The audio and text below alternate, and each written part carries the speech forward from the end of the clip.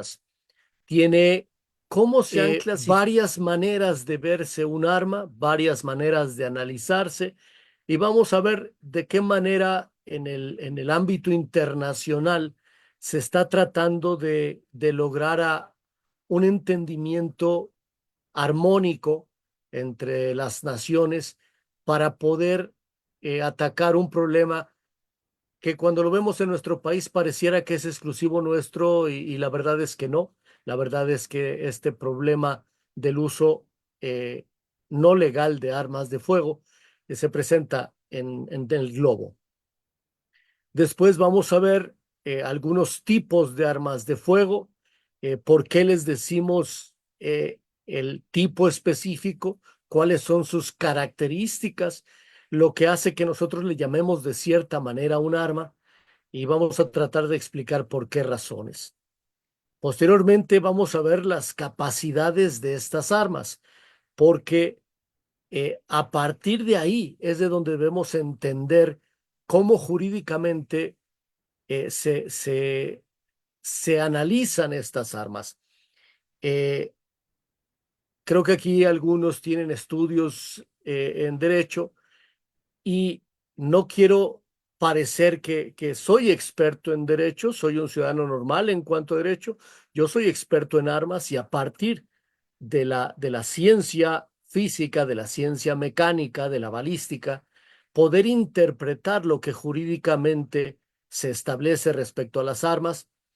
Y aquí es donde posiblemente podríamos tener algunos comentarios más profundos. Ya al saber las capacidades de estas armas, entonces sí, ver por qué razón la Ley Federal de Armas de Fuego las aborda de la manera en que lo hace, tratar de entender el espíritu de la ley cuando fue creada, porque no ha sido poco modificada. Y en lo que a nosotros nos atañe, en cuanto a entender a las máquinas llamadas armas de fuego y entender lo que ellas hacen, el trabajo que realizan, que es lanzar balas, entender por qué la ley lo establece de tal o cual manera y nosotros tener los elementos suficientes para hacer argumentaciones basadas en hechos.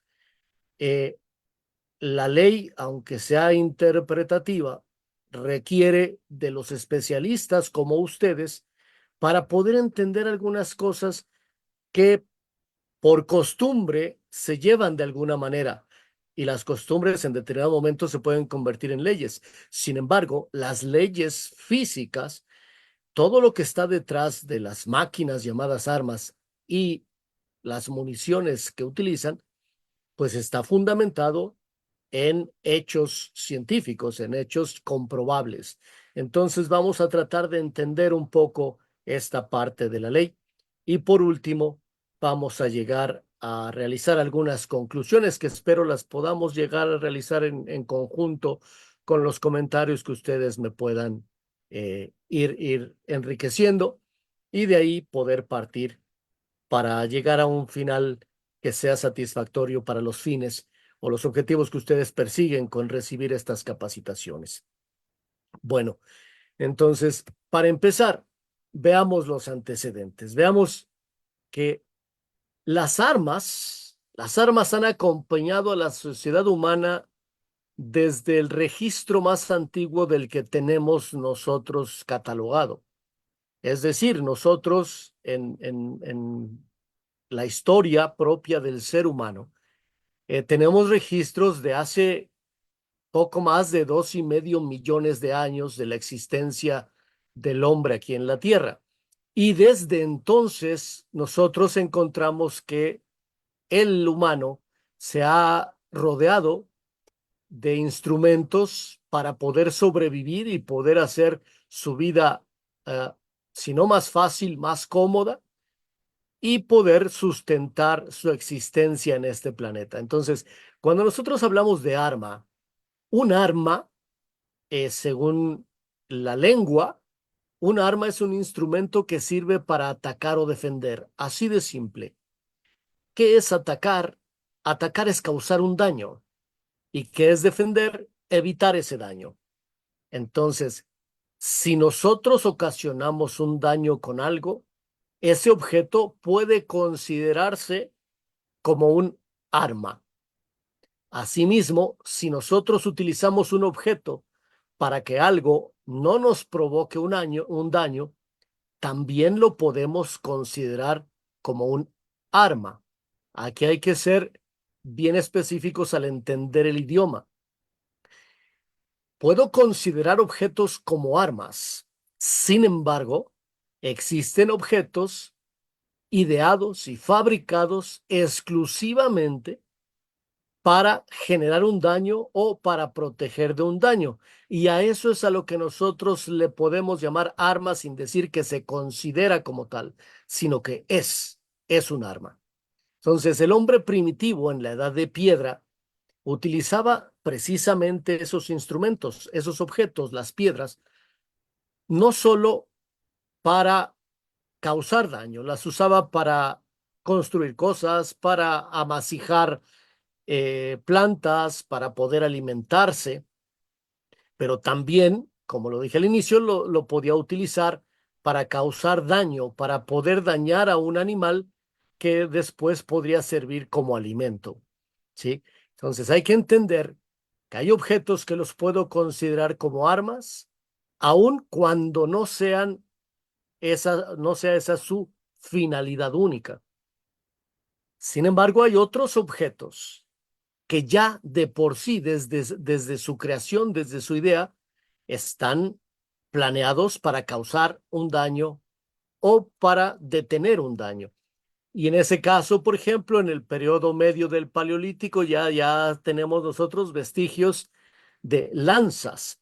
Una lanza que es una rama que al final, en uno de sus extremos, tiene una punta y esta punta podía ser de madera, podía ser de hueso, podía ser de cualquier eh, material que fuera lo suficientemente duro para poder atravesar piel de animales. Entonces, ese instrumento ya es un arma. La lanza no era ideada para hacer un guiso, no era ideada para hacer una vestimenta, no era ideada para hacer un refugio.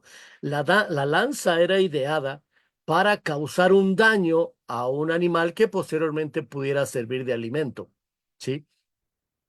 En el periodo superior del Paleolítico encontramos que el hombre, en su afán de sobrevivir, eh, pues se enfrenta a animales mucho mayores que él, mucho más grandes, más fuertes, y lo primero que hace es tratar de protegerse a través de refugios, a través de cuevas, a través de montículos de piedra, etcétera.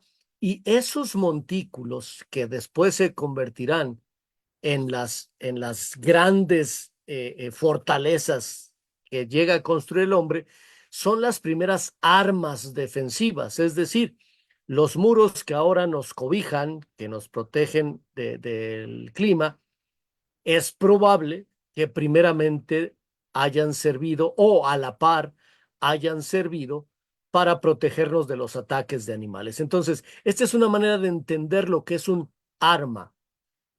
Eh, el nombre de arma se viene a dar en el Imperio Romano. Cuando los romanos tienen el control de gran parte del mundo, y entonces tratan de establecer el latín como el idioma de todo el imperio romano. Arma, entonces, viene de la palabra armus, que significa juntura, extensión del cuerpo. Entonces, cuando nosotros sabemos que tenemos un instrumento que sirve para atacar o para defender, y además lo va a utilizar el hombre, entonces ahí es cuando surge el nombre de arma. De ahí viene, arma es el plural de armus. Armus era el singular, que era juntura, y arma en plural, la terminación a es normalmente plural, y entonces nos da que era el conjunto de instrumentos que le servían a los antiguos para poder defenderse o para poder atacar. De hecho, de arma vienen muchas palabras, una de ellas nada más para mencionarlo, es por ejemplo la palabra alarma. En la antigüedad, les digo que hablamos ya de cuando las sociedades estaban constituidas, entonces tenían todos los instrumentos que les servían para defenderse, los tenían en el centro de la aldea, en el centro del pueblo, en el centro de la plaza, y cuando se tenían que defender, pues el grito era alarma, ¿sí? Tenían que acudir a tomar sus armas para poder defenderse. Entonces, hay que entender qué es un arma primero. Un arma es un instrumento que sirve para atacar o para defender.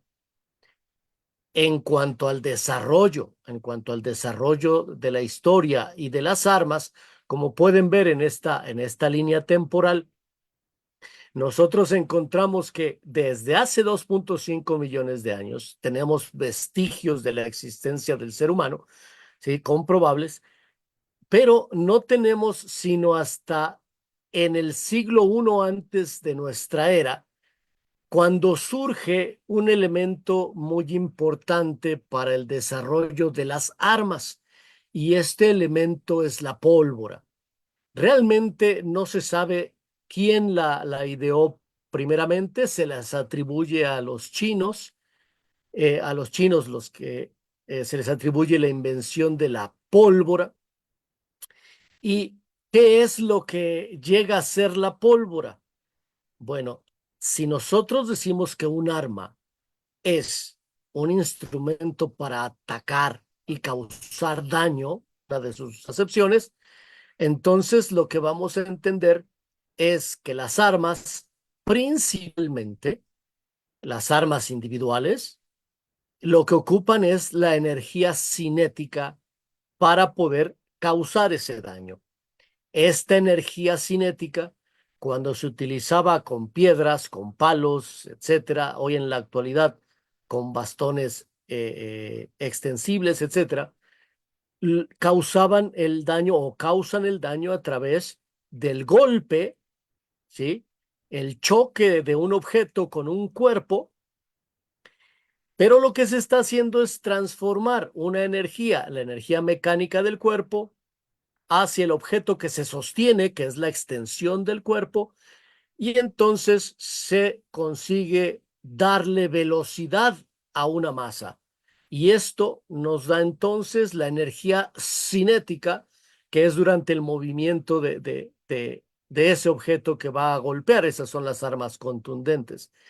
¿Qué sucede cuando se emplea la pólvora?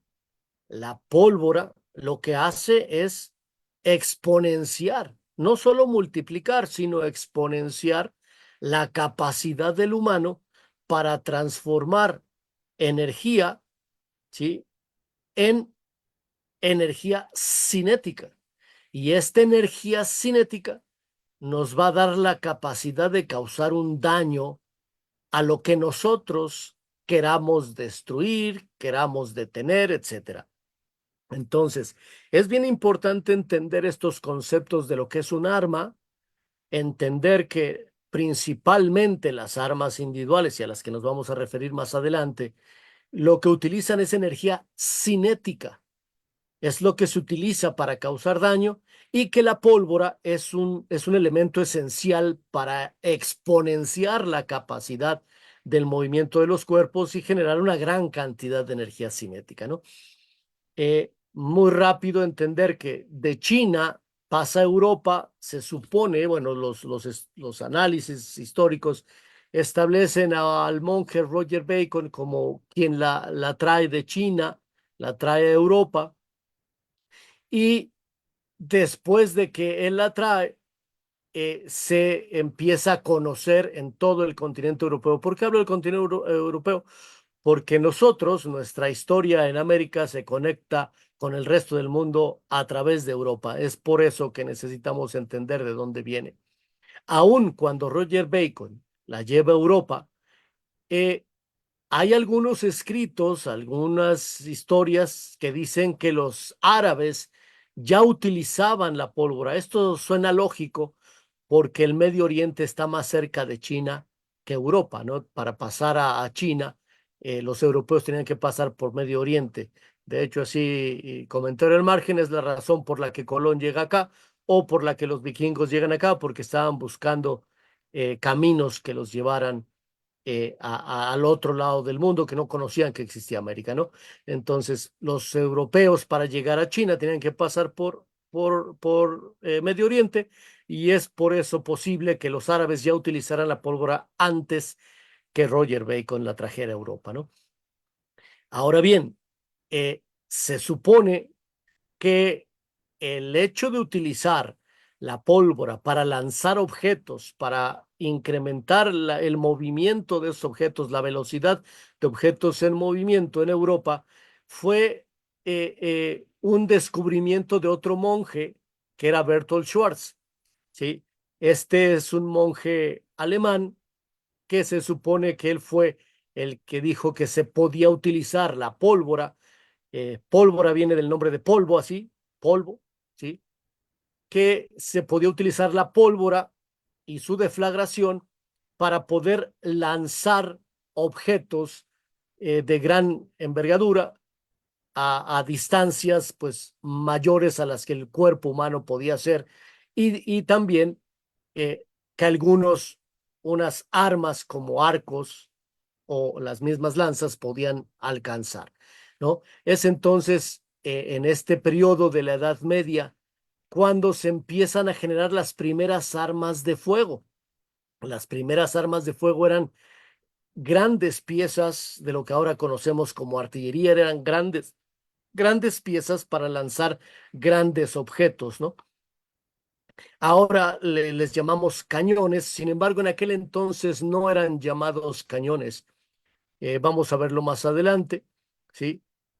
¿Por qué se les daban diversos nombres? Entonces, ya que traemos la pólvora nosotros a Europa y ya que se empiezan a utilizar para lanzar objetos a grandes distancias, dijimos que eran objetos muy grandes, los primeros cañones eran muy grandes y pues era muy incómodo transportarlos, utilizarlos, etcétera, ¿no? Y el hombre, pues trata de hacer más fácil sus actividades, incluyendo, aunque se oiga un poco raro, la guerra. La guerra es una actividad humana, nos guste o no, y esta actividad, pues el hombre también trata de facilitársela más. Entonces, piden a los armeros de aquel entonces que las armas que eran muy grandes las hicieran más pequeñas para que un individuo las pudiera manejar y no se necesitaran carros, bueyes, animales o gran número de personas para utilizarse y transportarse. Entonces es cuando nacen lo que después se llaman cañones de mano. Y de ahí empiezan a desarrollarse las armas, ¿sí? Individuales, ¿no? Es como surge esto. Pero ahora, ¿qué sucede? Sucede que estas armas no eran otra cosa más que envases, contenedores, así como un vaso, como un jarrón, ¿sí? Y al cual se le introducía pólvora y después se le introducía el objeto que querían que se lanzara, y primeramente con una llama o una chispa de algo, podía ser una antorcha, podía ser una brasa de una fogata, se encendía la pólvora para que saliera el objeto que quisieran lanzarse. Esto es importante porque posteriormente en el desarrollo tecnológico, a las armas se les empiezan a poner mecanismos que provoquen esa chispa o esa llama, ¿no? Y es cuando a las armas se empiezan a hacer un poco más complejas en cuanto a la manera o la forma en que se utilizan. Y entonces se empieza a crear lo que ahora podemos decir con certeza que es una máquina. En aquel entonces era una máquina, pero una máquina muy simple. Ahora tenemos máquinas más complejas. Entonces tenemos nosotros lo que se llamaban llaves. Las llaves se refiere a los mecanismos de inicio o mecanismos de encendido de la pólvora.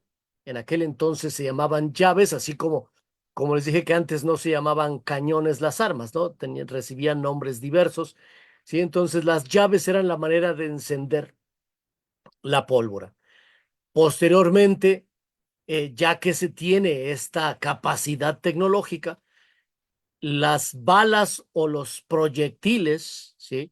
En este sentido voy a hacer un paréntesis, los objetos que lanzan las armas de fuego son balas, ¿verdad? Mientras van en el aire son proyectiles, porque son proyectados, pero como tales, cuando están estáticos son balas. Entonces, cuando lanzaban las balas, las armas antiguas no tenían dirección, es decir, era casi al azar donde golpearan esos proyectiles.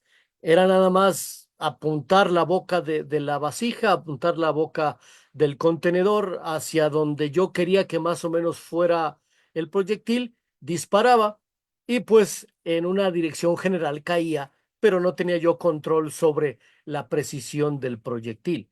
Y es entonces cuando a las vasijas, a esos, no le puedo llamar tubos porque todavía estaban cerrados de un lado, nada más tenían abierta, abierto un lado de ese caño, entonces por eso no le puedo llamar todavía tubo.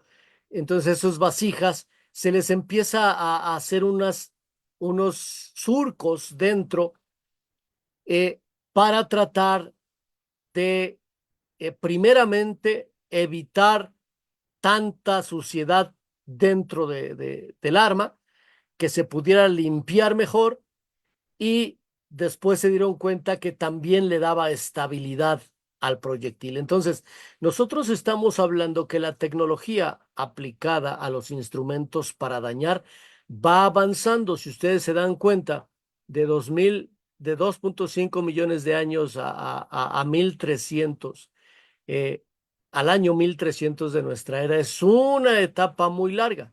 Sin embargo, a partir de la aparición de la pólvora y a partir del uso en el siglo XIV para lanzar proyectiles, la tecnología se empieza a disparar.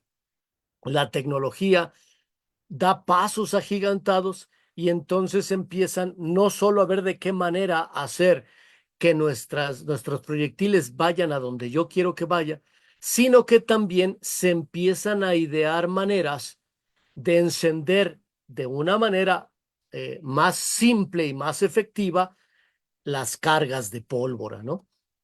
Hay aquí en el siglo XVII es importante, este descubrimiento o esta invención tecnológica, que es una llave. Dijimos que la llave es el mecanismo que enciende la pólvora. Entonces era la manera de encender la pólvora, a través del fusil. ¿Qué es el fusil? El fusil es un mecanismo que provoca una chispa a través de fricción entre dos metales para poder encender la pólvora. Entonces es importante entender estos momentos y entender este nombre, porque nosotros lo ocupamos ahorita de una manera muy diferente y lo vamos a abordar más al rato. ¿Sí? Aquí también en el siglo, perdón, dije hace rato siglo XIV aquí estamos hablando del siglo XVII. En el siglo XVII también se empieza a buscar la manera de que el instrumento que lanzaba proyectiles no lanzara un solo proyectil, o no se ocupara tanto tiempo entre cada proyectil que se lanzaba. Y es entonces cuando nosotros empezamos a encontrar lo que vemos aquí, que es un revólver, ¿sí? Un revólver nada más se refiere a un mecanismo del arma que va a girar, viene de revolución. El hecho de que gire, que sea una revolución al momento de activarse el mecanismo, es lo que le da el nombre de revólver. Y cuenta la historia, no hay nada, exacto así que nos digan. Hay autores, españoles, que dicen que fue en España donde se inventó, y autores que dicen que fue en Italia, otros autores en Gran Bretaña. Lo importante es que este mecanismo de revolución en una pieza, el mecanismo de revólver, al parecer fue utilizado primero en una carabina.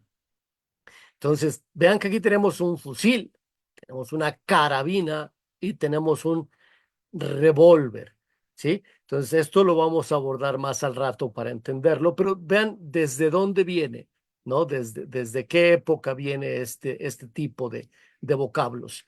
Ahora bien, en el siglo XVIII se empiezan a generalizar las armas de fuego, pero no es hasta el siglo XIX, ya estamos hablando de la vuelta de la esquina. Es Las decir, si armas hablamos de hace individuales. 2,5 millones de años, hablar de hace 200 años, híjole, es hablar de que estamos aquí a la vuelta de la esquina en el desarrollo ya acelerado de las armas de fuego, porque se empieza en este siglo, se descubren sustancias que a través de una excitación apropiada, normalmente temperatura, reaccionan violentamente, se descubren los explosivos. Entonces, a partir del descubrimiento de los explosivos, es cuando se empiezan a querer generar cartuchos, es decir, contenedores de una carga de pólvora que al mismo tiempo tuvieran la bala ahí, que no estuvieran separados, y que la manera de iniciarlos, la manera de encender la pólvora ya no fuera a través de fuego directo, sino que la sustancia explosiva pudiera generar la llama para encender la pólvora. Y esta sustancia es a través de temperatura. ¿Y cómo se genera la temperatura sin llevar una llama? A través de golpe. Entonces, es por eso que en el siglo XIX se empieza a desarrollar en gran medida la tecnología de las armas de fuego. Ya en el siglo XX es cuando nosotros tenemos la automaticidad de las armas de fuego. Esto es bien importante, por lo que después en las leyes internacionales se empieza a hablar de las armas. Entonces, de manera muy general, esto es un recorrido histórico sobre las armas de fuego.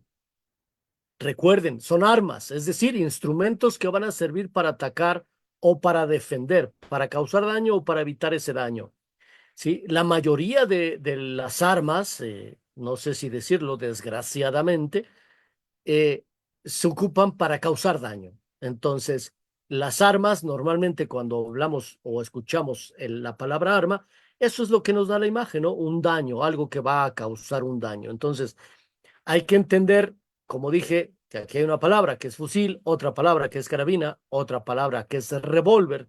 Y también que dije que aquí se inventaron los explosivos, pero acá se descubrió, se inventó la pólvora. Sí, porque la pólvora no es un explosivo. La pólvora es un deflagrante, es una sustancia deflagrante. Y aquí hablamos sí de explosivos en forma muy, muy, muy rápida y muy, muy breve. La diferencia entre un explosivo y un deflagrante es la velocidad en que se transforman, la velocidad en que se convierten en gases principalmente. Entonces, un, la velocidad de un explosivo al convertirse se mide normalmente cuando la medimos en kilómetros por segundo. Si yo hablo que una sustancia se está convirtiendo en gas en 11.000 metros por segundo, 7.000 metros por segundo, estoy hablando de explosivos. Pero si yo hablo de deflagrantes, voy a medir su velocidad en metros por segundo. Si yo digo que una, una sustancia se está transformando en 700 metros por segundo, en 300 metros por segundo, en 2 metros por segundo, estoy hablando de un deflagrante. De una manera muy, muy simple para que recuerden la diferencia, ¿sí? Técnicamente y químicamente hay circunstancias, pero para nuestros fines entender eso es suficiente, ¿sí? Bien, entonces, esta es la historia general de las armas. Pero cuando nosotros estamos hablando de armas de fuego, entonces, como lo mencioné hace rato, vamos a entender que la tecnología, ¿sí?, ha ido avanzando, pero ¿cómo se le llamaban a esas armas? Bueno, pues se les llamaba primeramente de acuerdo a qué se parecía o cómo sonaba, ¿no? Entonces, por ejemplo, nosotros podemos encontrar en la historia que se habla de bombardas, ¿sí? Eh, ¿Qué eran las bombardas? Pues El primer uso que se le dio a la pólvora, que dijimos que es un deflagrante, pues era llenar vasijas que no se aventaban, nada más se ponían, no se dejaban caer, ¿sí? Y como se encendían y explotaban, a eso se le llama una bomba, ¿no? Y cuando ya se pudieron lanzar el aparato que podía lanzar esas vasijas, se les llamó bombardas, ¿sí? Después, eh, pues alguien inventó algo similar, pero la forma que tenía ya el arma, que tenía ya el instrumento, pues al inventor, y esto es bien importante entender que el inventor tiene mucha autoridad, pues para él tenía la forma de un halcón y por lo tanto le llamó a su arma falconete, ¿sí? O bien entender que cuando se hacían funcionar ya, que eran armas más pequeñas, que ya las podía transportar o las podía utilizar una persona, se dice que el sonido que hacían estas armas era como cuando si ustedes inflan los cachetes y los oprimen de manera intempestiva, como dándose dos cachetadas al mismo tiempo, sale el aire y de esa manera, o sea, además de aire salía saliva, pero ese sonido era el que escuchaban quienes inventaron el arma es llamada la escopeta, ¿sí? Así sonaba y por eso le pusieron el nombre de escopeta, ¿no? O bien que utilizaban, hay aves en Europa, había unas aves parecidas a un halcón, así, que en el pecho tenían unas manchas, unas pintas ahí, y entonces a esa ave le decían que era un mosquete porque tenía pintas como mosca. Entonces, si utilizaban esa arma para cazar esa ave, es por eso que le pusieron a esta arma el nombre de mosquete, ¿sí? Entonces, hay que entender que la designación de armas, pues primeramente fue por cómo se veían, por cómo sonaban, por para qué se utilizaban, etcétera.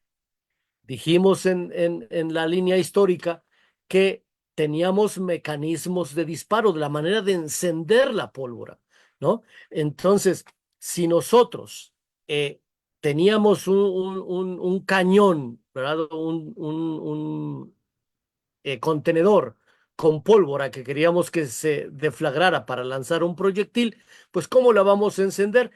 Entonces, aquí nosotros podemos ver que hay una mecha, ¿no? Y esta mecha estaba sujeta por una palanca que normalmente la primer palanca inicial era una especie de gancho. Y es por eso que entonces después al arma que utilizaba esto se le llamaba arcabuz, ¿sí? Hay muchas historias lingüísticas donde le atribuyen esto a los alemanes, Hakenbussen, ¿sí? Y después que pasa a Europa y cuando se españoliza queda como arcabuz o un arma de arco, que era lo que servía, ¿no? Era lo que se refería, un arma con un arco que era nada más para poder activar esta mecha.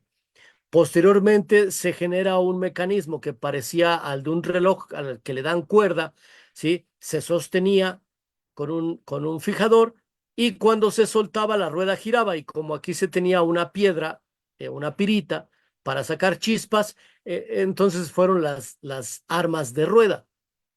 Y aquí volvemos a encontrar el fusil. Como les dije, el fusil es un mecanismo donde por fricción, este es un metal, ¿sí? Normalmente algunos le llaman rastrillo, y a esta parte de aquí, si ustedes se dan cuenta, parece una mano de un gato, ¿verdad? Doblada, por eso se le llama gatillo actualmente a la palanca, viene de aquí. Este gatillo era una prensa donde también se ponía la pirita como en la llave de rueda, pero se generaba la chispa a través del golpe, porque este gatillo se sostenía para atrás y con el gancho que ya se utilizaba desde la llave de serpentín, se dejaba ir y causaba la chispa y lo encendía. Entonces, las armas que utilizaban este mecanismo se les empezó a llamar fusiles, ¿no? Entonces eran arcabuces, pero ahora con gancho, rueda o armas de rueda por este mecanismo y armas de fusil, que después se queda solamente fusil.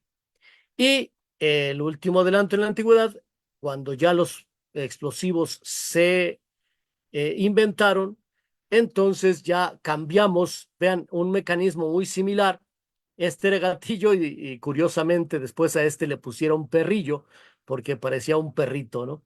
Este era la mano de un gato y este era un perro. Entonces de aquí viene gatillo, aquí viene perrillo, les digo, por cómo eran las apariencias, pero al arma que usaba este se le dejó fusil y este es un arma de percusión.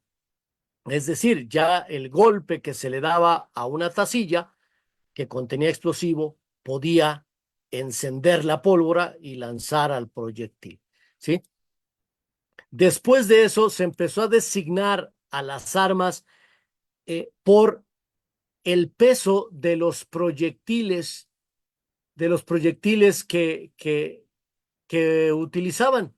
Es decir, si un arma de esas que ahora llamamos de artillería, podía lanzar una bala que pesara 8 libras, pues era un arma del 8 o un arma de 8 libras. Si era de 6 libras, pues era un arma del 6 o un arma de 6 libras, ¿sí? Esta era la manera en que se designaban y entonces podían decir, tengo una bombarda del 8, tengo un falconete del 6, ¿sí? Esa era la manera en que se designaban a estas armas. Y entonces podía haber combinaciones, ¿no? ¿Por qué? Porque cuando nosotros en este momento todavía no tenemos cañones con rayas, tenemos solamente cañones lisos. Y si se dan cuenta, la escopeta es una de las armas más antiguas individuales, o si no es que la más antigua individual que existe. Y esta escopeta también tenía una designación por peso. Es decir, los calibres actuales de las escopetas, donde nos dicen 12 GA, 20 GA, 8 GA, 16 GA, etcétera. Este GA significa gauge. Y gauge no es otra cosa, una palabra que viene del francés, que significa indicador. Y entonces, cuando decían que una escopeta era del 12 GA, lo que estaban diciendo es que una bola de plomo que pesaba 1 libra, la dividían en 12 partes iguales y cada uno de esos doceavos era el que la escopeta iba a disparar. Entonces, la manera de designar a la escopeta era decir, era una escopeta del indicador 12, es decir, que era un doceavo de 1 libra de plomo lo que esa escopeta iba a disparar. Esto es tradicional ahora. Ahora es un poco diferente, pero la tradición de llamar al lo que llamamos ahora calibre, pero llamar a los proyectiles que lanzaban las escopetas se sigue manteniendo y por eso tenemos el 12 GA, el 20 GA, etcétera, que es una designación atendiendo al peso que antiguamente se le daba a los proyectiles. Bueno, después de designarlas de esta manera, tenemos la designación por el tipo de cañón que tenían, es decir, dijimos que en la historia se trató de darle mayor estabilidad. Primero, primero fue tratar de que no quedara tanto residuo dentro de las armas, pero después se dieron cuenta que podían darle estabilidad. Entonces tenemos designación de armas por cañón, que serían cañones con ánima lisa. El ánima son las paredes internas, ¿sí? Del cañón. Y si no tiene ninguna estría, si no tiene ningún surco, pues es lisa. Y si tiene rayas o surcos, pues es de ánima rayada, ¿no? Esta es la manera en que desde que se inventaron las armas de fuego, se ha tratado de designarlas, se ha tratado de darles una manera de identificar para poder saber de qué estoy hablando. Esto es importante porque en la actualidad es bien complejo. En la actualidad, no solamente por la máquina, sino porque somos más de 190 países en el mundo. Y si ponernos de acuerdo 2 personas es difícil, pues imagínense 190 países, conoce cuántos de miles de millones de habitantes, pues es es complicado el ponernos de acuerdo. Entonces, ¿qué sucede? Cada país es libre y soberano y cada país puede hacer lo que él decida más conveniente y puede legislar y puede regular lo que decida de una manera independiente. Pero hay esfuerzos internacionales que tratan de armonizar todas esas decisiones individuales, individuales hablando de países, y uno de esos esfuerzos es dirigido a través de la Organización de las Naciones Unidas. La Organización de las Naciones Unidas, como bueno, ustedes lo saben mejor que yo, no es un órgano que tome decisiones vinculantes, es decir, no es un órgano que establezca y obligue a los países a hacer cosas, pero es un órgano en el cual participan la gran parte de los países del mundo para ponerse de acuerdo en ciertos aspectos. Entonces, ellos no generan regulaciones, pero a través de acuerdos con países generan cuerpos que van a tratar de armonizar ciertas cosas y en nuestro caso que estamos hablando de armas de fuego, que ya vimos lo complicado que ha sido llamarlas, eh, cómo clasificar las armas de fuego. Y hay un órgano que se llama Small Arms Survey. Este es un órgano independiente, está dirigido por los suizos, pero tiene intervención de alemanes, de estadounidenses, de británicos, de muchos países, que es es un ente, es una organización que trata de analizar el problema de las armas de fuego que se trafican. A partir de ese mecanismo del Small Arms Survey, la ONU entonces trata de armonizar, trata de homologar ciertos conceptos que tenemos. Y entonces, como dijimos que la guerra es una actividad humana, ¿sí? Que se da, o sea, es un hecho que se da, que no querramos que se dé es una cosa, pero que se da es un hecho. Entonces, dice a través de Small Arms Survey, se está tratando de llegar a un acuerdo de hablar de armas pequeñas y ligeras, ¿sí?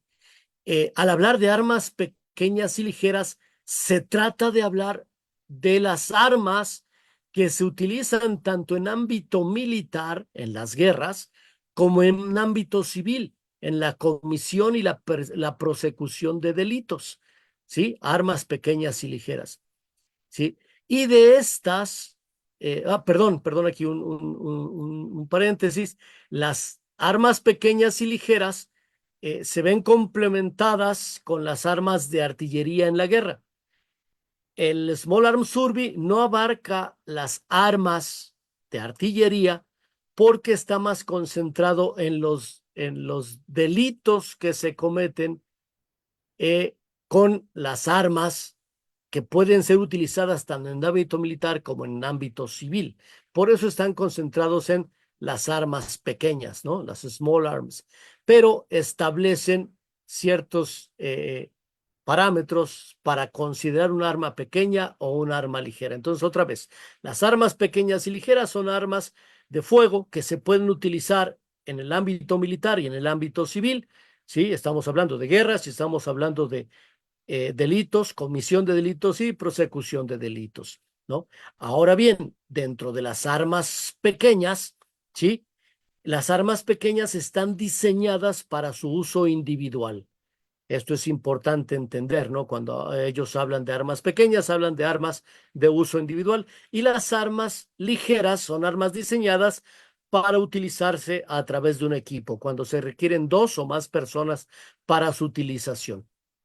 Ahora bien, como estas armas ligeras, la gran mayoría de ellas son utilizadas en conflictos bélicos en ámbito militar, entonces las armas pequeñas son las que normalmente se utilizan en fines civiles. Y estamos hablando fines civiles como son campos de tiro, como son competencias deportivas, como es la caza permitida, la cacería, pues, ¿sí?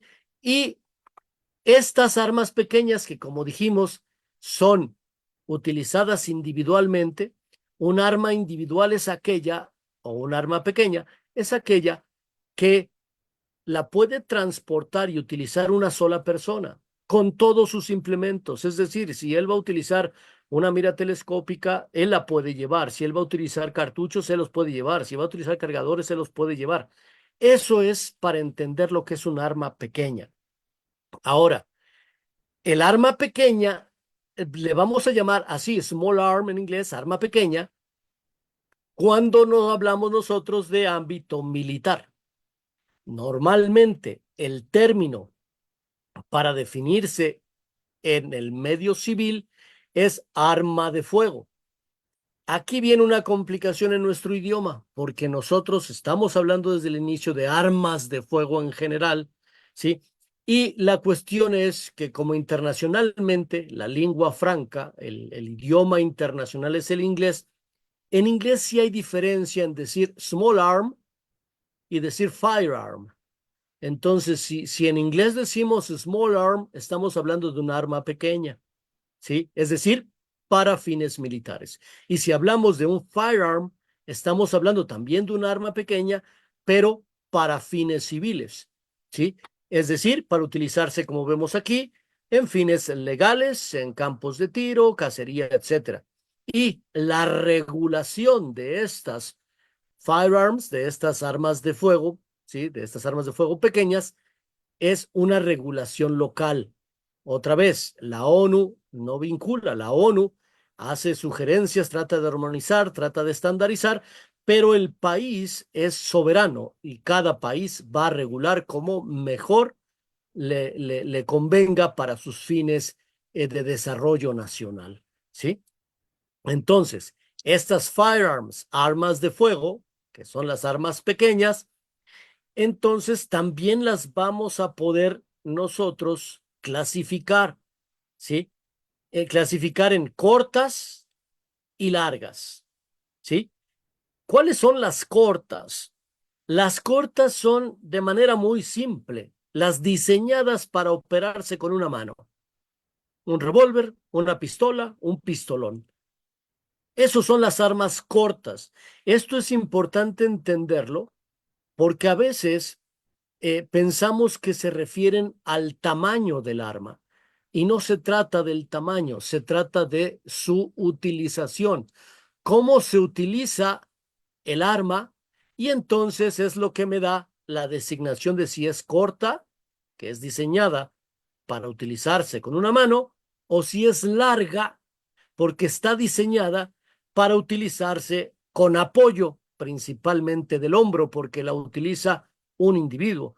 Entonces las armas de fuego cortas son armas de mano y las armas de fuego largas, perdón, son armas de hombro. Esto desde aquí hay que entenderlo. Otra vez, venimos desde cómo en el desarrollo de las armas ha habido diversas maneras de clasificarlas para poder hablar de lo mismo, unos hombres en una región y otros hombres en otra región. Y actualmente tenemos nosotros, ¿sí? Un organismo que trata de armonizar algunas cuestiones de interés internacional y este organismo trata de que estemos de acuerdo en algunas de estos conceptos. Otra vez, nuestro país es libre y soberano y va a legislar de acuerdo con los mejores fines para la población mexicana. Pero en el ámbito internacional se tiene esto considerado. ¿Qué es un arma de fuego? Un arma es un arma que se utiliza en el ámbito no militar. Y dentro de estas armas de fuego tenemos las armas cortas, que son armas de mano. Esto nos puede dar el mejor entendimiento de ellas para no confundirnos en cuanto al tamaño. Y tenemos armas largas, otra vez, no confundirnos en cuanto al tamaño, que son las armas de hombro, es decir, que se utilizan desde el hombro o diseñadas para utilizarse desde el hombro. Hay legislaciones internacionales, una de ellas es la española y otra es la argentina, donde establecen medidas de cañones en las armas y las designan de diferente manera de acuerdo a su longitud. de eso vamos a abordar un poquito más al rato, porque es peligroso hacer eso. Hablar de tamaños es peligroso porque podemos dar ventanas de oportunidad para quien quiera no respetar la ley, ¿no? Entonces, bueno, hablando de cortas, dijimos, tenemos los dos ejemplos aquí que son los más comunes, revólver y pistola. Sí, hay pistolones, pero en nuestro país lo más común son estos dos, revólver y pistola. Y en cuanto a las largas, los ejemplos serían el rifle, la carabina, el rifle de asalto, la escopeta, la ametralladora ligera. Todas estas son armas largas, no por su tamaño, sino porque son diseñadas para utilizarse desde el hombro.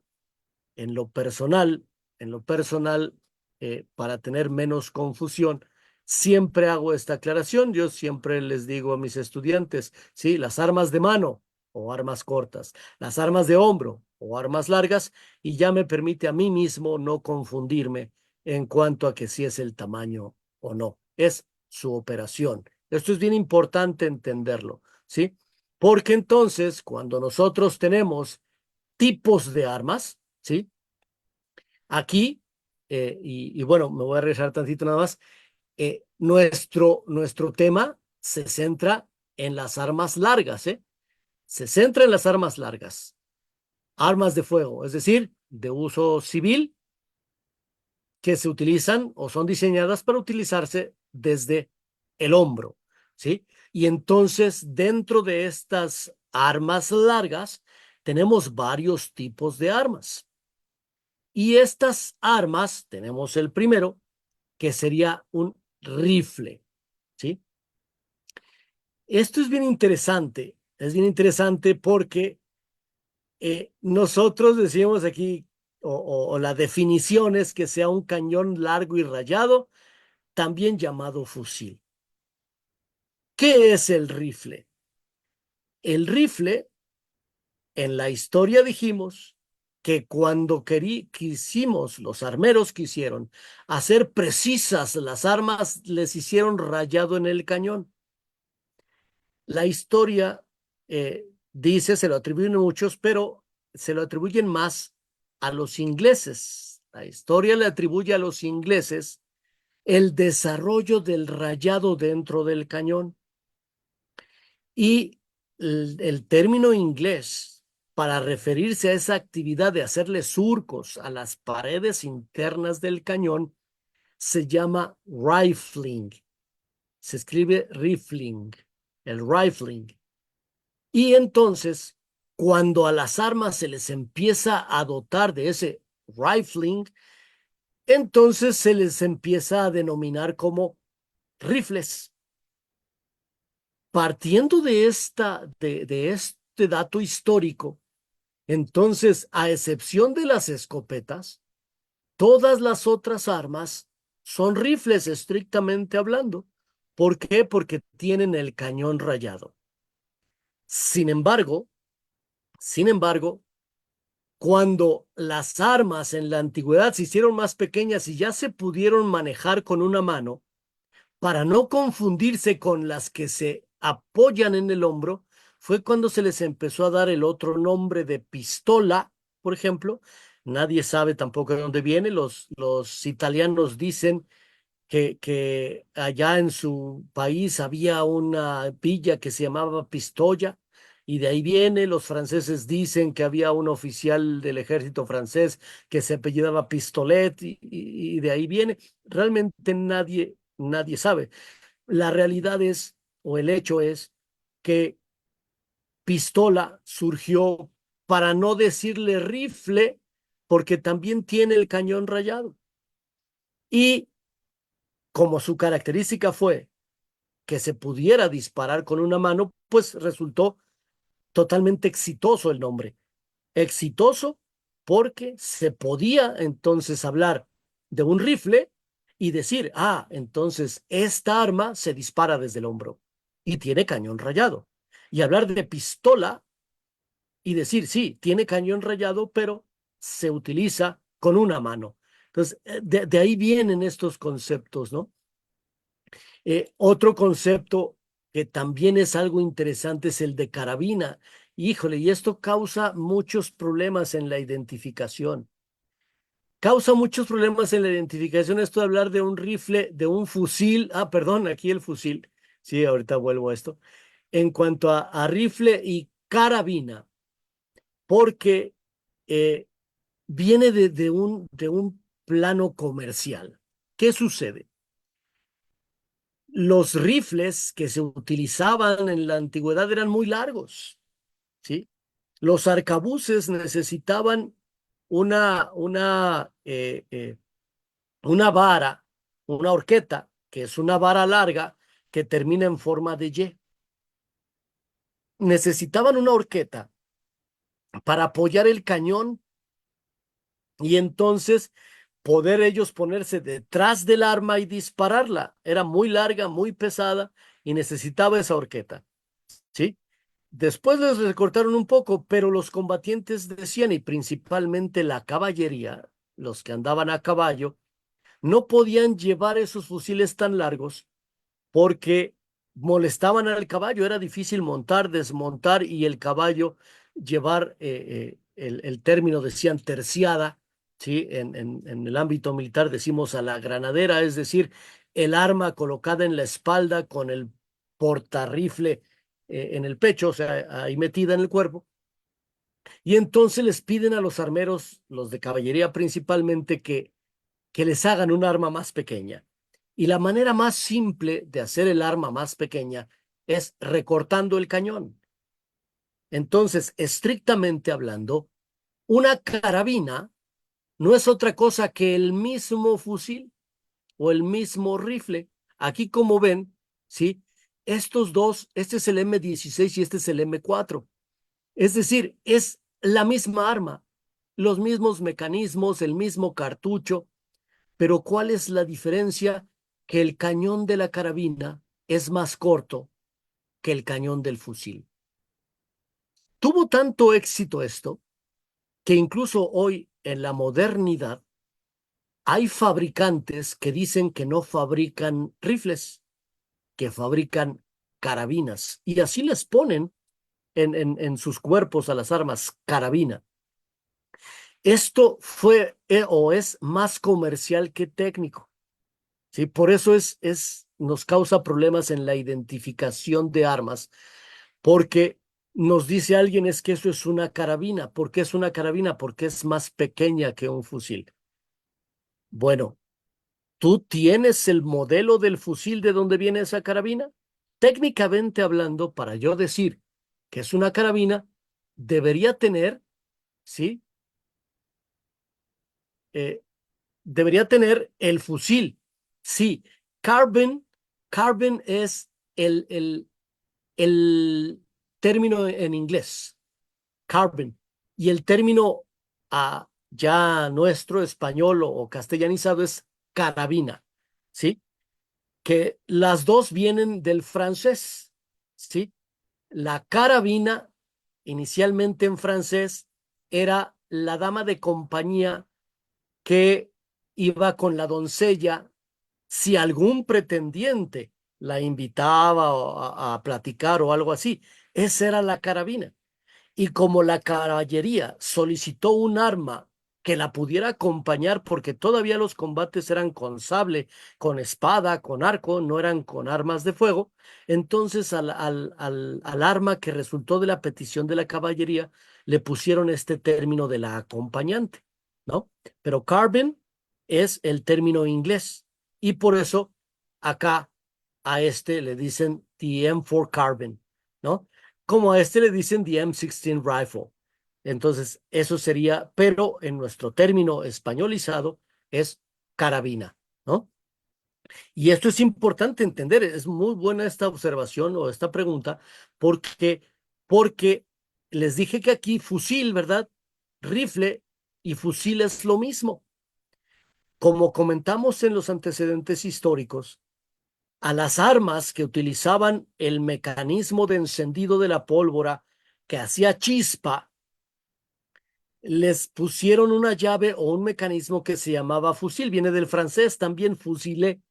Y fusilé significaba generador de chispa o creador de chispa, ¿sí? Y por eso a ese mecanismo se le dejó ya españolizado fusil. Y entonces eran las armas de fusil que después se quedó nada más en término, el segundo término que era el fusil. Cuando se inventa el rayado, ¿sí? Cuando se inventa el rayado, a esos fusiles, a esas armas que tenían ese mecanismo, pues nada más le cambiaron el cañón. Y entonces el término rifle, que es rifle en inglés, ¿sí? El término rifle, que se refería a las armas con cañón rayado, se queda también con el término fusil, que era el término españolizado. Recordemos que España fue una gran potencia, fue la dueña de medio mundo en la antigüedad, ¿no? En el siglo XIV, XV era dueña del mundo, entonces era ley lo que ellos decían. Entonces, fusil se queda con las armas que utilizaban sus fuerzas armadas. ¿Por qué las fuerzas armadas? Porque era muy caro para cualquier civil hacer una llave o un mecanismo de disparo para sus armas. Ellos seguían utilizando mechas, seguían utilizando los arcabuces, vaya, para encender la pólvora. Entonces, decir fusil se queda a las armas que utilizaban principalmente las fuerzas de infantería, ¿sí? Porque utilizaban este mecanismo de disparo. Entonces se queda fusil. Cuando estas les ponen el cañón rayado, que eran los rifles, ¿sí? Los rifles, entonces, pues se queda mejor el término español que es fusil. Por lo tanto, técnicamente, fusil y rifle es lo mismo. Cuando a estas máquinas, es decir, cuando hablamos de la máquina, hablamos de toda su configuración, su mecanismo, qué cartucho dispara, etcétera. Si a esas nada más le recortamos el cañón, entonces tenemos la carabina de ese fusil. Si yo tengo conocimiento, por ejemplo, si yo tuviera ahorita a la vista esta arma, ¿sí? Y no tuviera conocimiento de que existe el M16, yo nada más tengo esta arma, técnicamente para mí es un rifle o es un fusil. Eso para mí es porque técnicamente lo logra. Sin embargo, si yo tengo conocimiento de que este tiene su hermano gemelo, pero con cañón más largo, entonces sí técnicamente le puedo llamar carabina.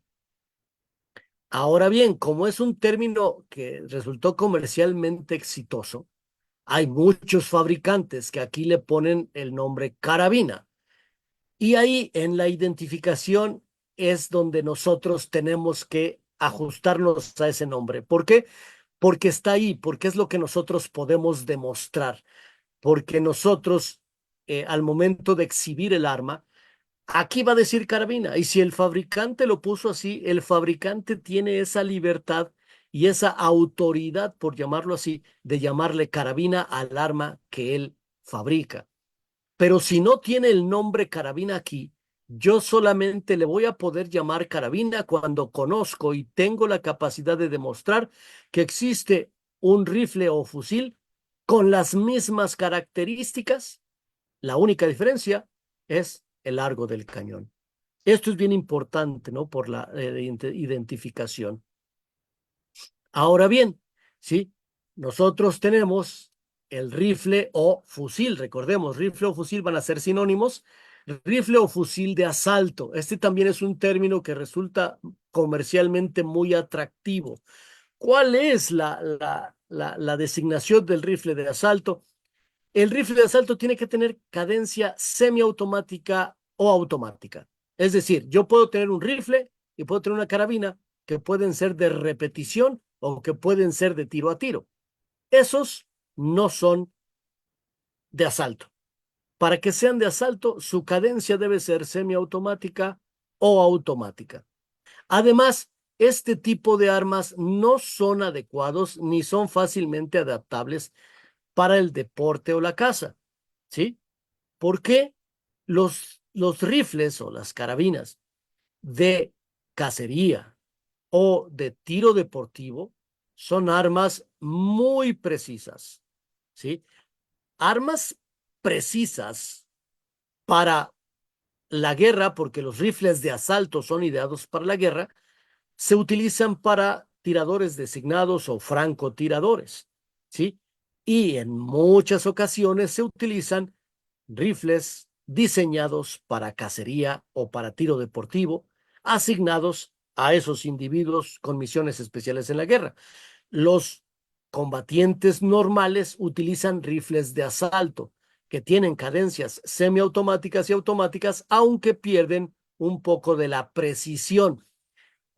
Tener cuidado con esto de poco y mucho siempre es relativo.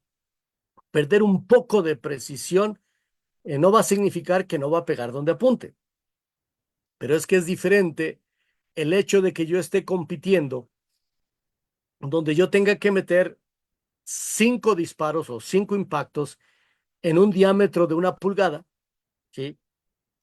O donde yo esté combatiendo, donde yo pueda meter 3, 2, 1, 5, ¿sí? En un torso de 30 por 30 centímetros. O sea, es bien diferente, ¿no? La precisión es relativa en ese sentido. Entonces, por eso que los rifles de asalto son de cadencia semiautomática y automática, mientras que las carabinas y los rifles pueden ser eh, de repetición o tiro a tiro, ¿sí? Esa es la diferencia entre estas armas. Ahora bien, la escopeta, ya hablamos de ella, ¿sí? La escopeta, además de ser una de las más antiguas y de no tener rayas en el cañón, una de sus características principales es que dispara múltiples proyectiles, ¿sí? Si bien hay cartuchos, ¿sí? De un solo proyectil para escopeta, la generalidad es que las escopetas disparen múltiples proyectiles. Las escopetas, su balística es diferente a las armas de proyectil único. Su configuración, su fabricación es diferente totalmente a las armas de tiro único. Entonces, o de proyectil único, perdón. Entonces hay que tener cuidado aquí también con las escopetas, ¿verdad? Por otro lado, tenemos armas que se siguen o diseñadas para apoyarse en el hombro, ¿sí? Las que llamamos subametralladoras, ¿sí? ¿Por qué se llaman subametralladoras? Bueno, el término ametralladora ya me indica que es cadencia automática, que tira ráfagas, ¿sí? Pero el término sub se refiere a que los cartuchos que utiliza son cartuchos para pistola. ¿Por qué se hace esta designación? Porque los cartuchos de pistola, lo vamos a ver más adelante, tienen menores capacidades. Llamarlo de manera coloquial, son menos potentes que los cartuchos de arma larga. Los cartuchos de arma corta son menos potentes, coloquialmente hablando, que los cartuchos de arma larga. Y por eso las armas que son diseñadas para dispararse desde el hombro, que tiran ráfagas, se llaman ametralladoras. Pero como dispara cartuchos para pistola, se le pone el sufijo subametralladora. En caso de que nosotros tengamos una de estas armas que no dispare ráfagas, entonces le podemos llamar subfusil o subrifle. ¿Por qué? Porque me está diciendo el término que dispara cartuchos de pistola, pero no dispara ráfagas. Eso es bien importante entenderlo, ¿sí?